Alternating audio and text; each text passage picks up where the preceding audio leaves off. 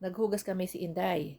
Sa paghuhugas niya ng kamay, dahil nga inilalayo niya yung issue ng overpriced na sira-sirang laptops na binili po sa panahon ng kanyang ama, dahil nga ang sangkot is si Bongo.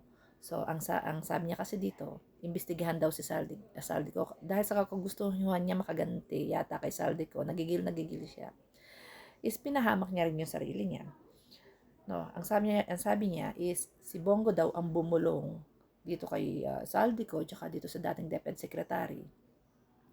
Doon kung saan bibili ng laptops na yun nga kay Saldico nga na dating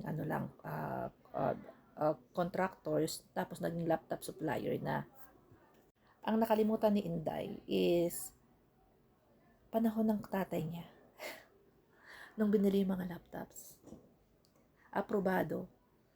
Sidekick si Bongo.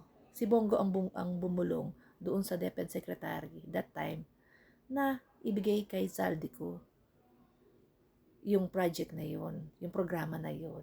Nakalimutan niya, tatay niya ang presidente at chihuahua si Bongo.